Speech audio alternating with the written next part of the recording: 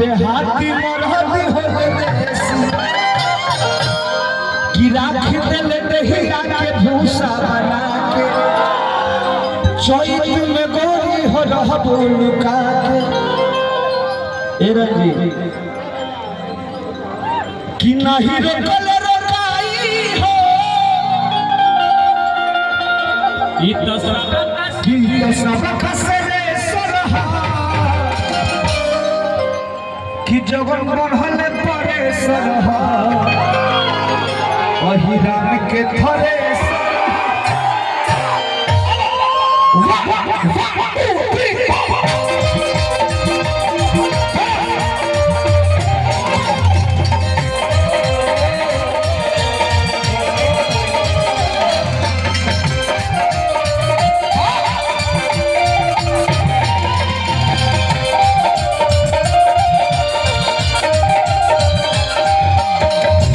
हरी हरी लगलू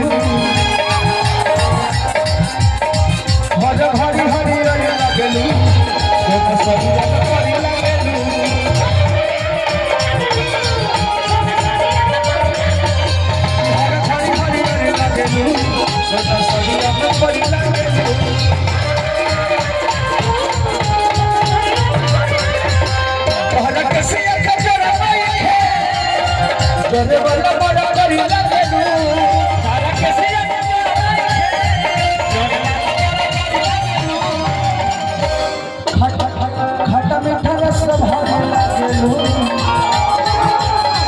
खट्टा मीठा रस भरी लागलू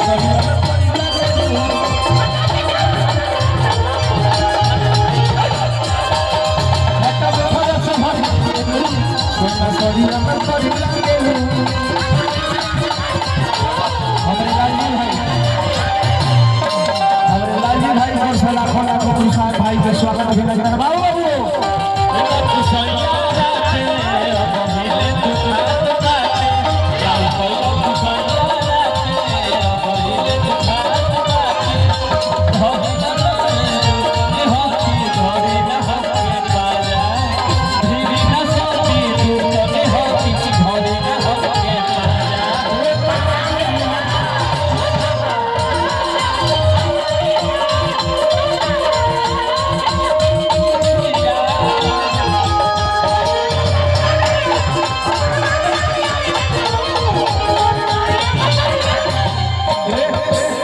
सिपाही जी कहेंगे सारा साहब स्वागत अभिनंदन बढ़ाओ।